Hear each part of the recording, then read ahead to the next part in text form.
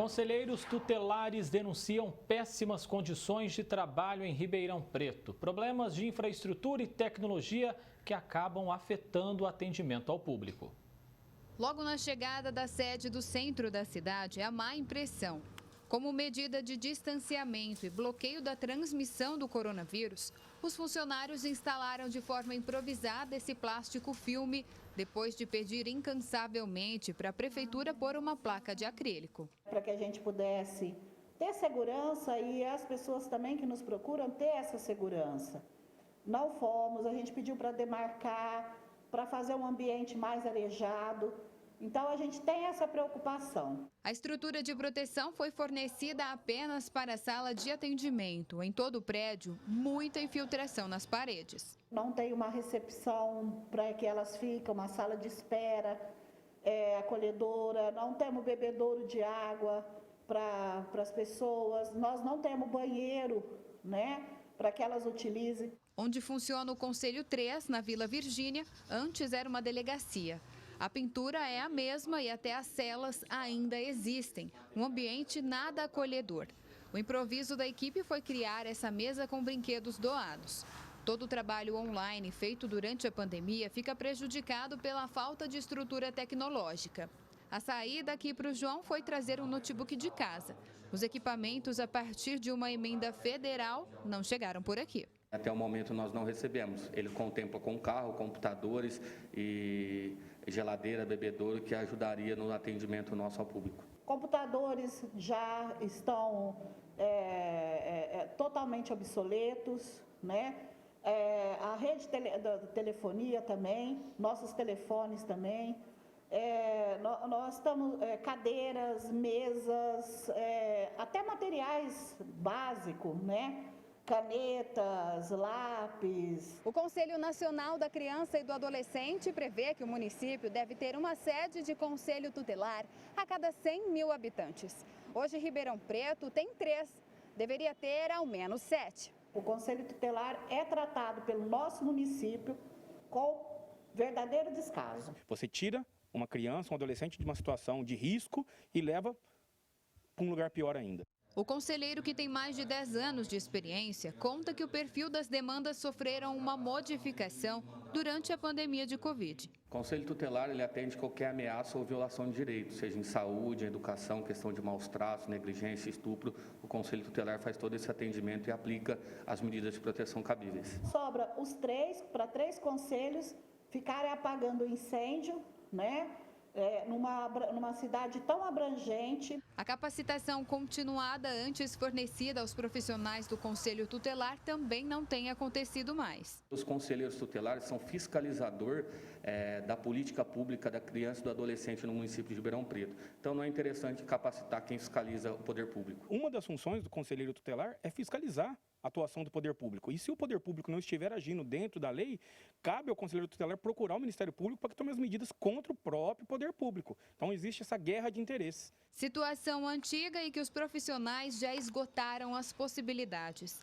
A resposta da Secretaria de Assistência Social do município é que todo o apoio para atender a demanda de melhorias da estrutura dos conselhos tem sido dado. Nós fizemos a representação junto ao Ministério Público, porque várias vezes nós tentamos já esse contato, essa conversa amigável com a Prefeitura e nós não conseguimos. Forçar o poder público a obrigar o poder público a corrigir esses problemas. Thaís Mantoani para o Jornal da Clube. Para falar mais sobre esse assunto, tenho o prazer de receber aqui no canal digital da Clube o cientista político José Elias Domingos. José Elias, as péssimas condições de trabalho dos conselheiros tutelares de Ribeirão Preto, como a gente viu aí na matéria da Thaís Mantoani, acaba refletindo no atendimento que também é prestado à população, infelizmente, né? Bem-vindo aqui, boa tarde, Zé. Boa tarde, André. Boa tarde a todos. Boa tarde a todos. Infelizmente, né? Até porque a gente está falando sobre um órgão de atuação, André, que é essencial, né? Em uma situação de ameaça ou violação dos direitos dos jovens até 17 anos. Então, o objetivo do Conselho Tutelar é proteger a criança ou adolescente que está em situação de vulnerabilidade. Só a título de curiosidade, ele foi instituído lá no início da década de 90, tá? No ensejo daquela criação do Estatuto da Criança e do Adolescente. Então, ele é um órgão essencial, fundamental. Inclusive, é bom também lembrar que os conselheiros tutelares, eles são os que diretamente pressionam os órgãos responsáveis para que realize o atendimento. É uma situação realmente lamentável. Agora, um dos papéis do conselheiro tutelar é acolher bem as pessoas. Como fazer isso, José Elias, se o prédio, por exemplo, tem condições precárias? É que tal questão, às vezes o prédio, a estrutura física é uma coisa simbólica, né? Eles refletem um pouco o que significa a preocupação da gestão com esse tipo de política pública. Então a gente deveria refletir sobre isso, porque é uma atividade socialmente muito relevante que eu mencionei, inclusive, na resposta anterior, tá? O que a gente viu na reportagem é uma situação desalentadora, para não dizer outra coisa. É inadmissível, eu volto a repetir, é inadmissível que os conselheiros, eles tenham que ficar expostos a condições de trabalho tão precárias, tá? Nem computador para trabalhar alguns deles têm, sabe? Sem falar que Ribeirão Preto, ele não está contemplando os requisitos estruturais mínimos, tá? Para um atendimento mais abrangente. Pois uma cidade de 700 mil habitantes, a gente deveria ter 7 sedes de conselho tutelar e não apenas 3. Então, essa situação toda, essa situação que é desalentadora, ela impacta decisivamente nos serviços prestados pela Secretaria de Assistência Social da cidade, sabe? Aliás, o que a gente deveria estar vendo agora, sabe o que era? Era a pressão da própria Secretária de Assistência Social junto ao prefeito nesse sentido. Mas aí eu acho que é esperar demais.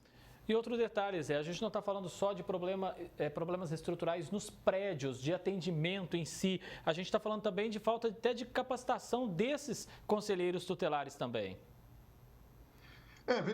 Quando a gente fala de capacitação, nunca é demais, né? Ainda mais se tratando de um agente público, porque a gente está falando de agentes que são eleitos individualmente a cada 4 anos. Ou seja, existe uma previsão legal, tá? De acordo com a Lei Federal 8.069, de rotatividade no cargo. Essa rotatividade prevê um treinamento constante, porque o fluxo de trocas é intenso. Os que exercem a função ali precisam dessa forma de capacitação constante, tá? Então, que tipo de capacitação a gente pode pensar? Essas situações cotidianas do papel do conselheiro tutelar, quanto às práticas de orientações contidas nas leis e normas que fundamentam os direitos das crianças e adolescentes do país. Mais capacitação significa um melhor exercício do trabalho. É isso, só para a gente deixar bem claro aqui, né, Zé? Quando a gente fala de capacitação, a gente sabe que os conselheiros são capazes de exercer as suas funções e correm atrás, pagam até cursos do próprio bolso, que a gente sabe. A gente está falando que falta capacitação da prefeitura para com esses conselheiros, não é? A prefeitura investir nesse pessoal também. Agora, a gente sabe, o conselheiro tutelar ele tem um papel até de fiscalização também, um papel importante na administração. Sim, sem sombra de dúvidas.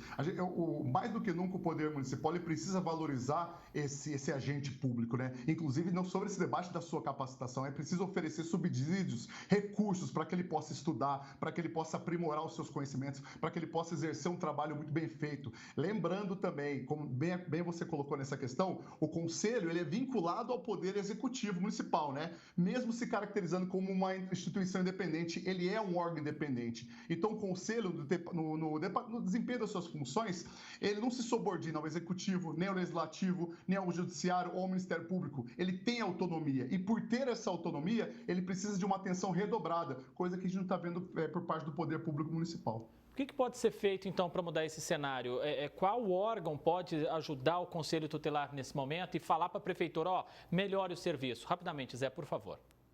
A questão é investimento, viu, André? A questão de maior pressão da Secretaria de Assistência Social junto ao Executivo para que haja investimento direcionado para boa estrutura, né? Para a questão do recurso, das capacitações dos conselheiros tutelares. Nós estamos falando de investimento, nós estamos falando de direcionamento de fluxo de caixa. Dinheiro a Secretaria de Assistência Social tem, tá? É uma das secretarias que mais tem previsão orçamentária. Basta que tenha um pouco mais de atenção relacionada aos conselhos. José Elias Domingos, cientista político, mais uma vez, muitíssimo obrigado, Zé, pela sua presença, sua participação aqui. Um forte abraço, André, um forte abraço a todos. Até mais tarde. Até, boa semana.